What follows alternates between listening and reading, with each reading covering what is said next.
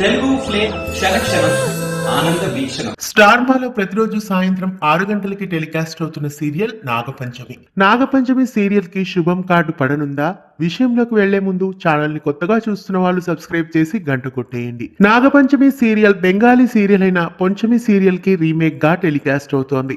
Annapurna studios banner పైన ఈ serial ను నిర్మిస్తున్నారు.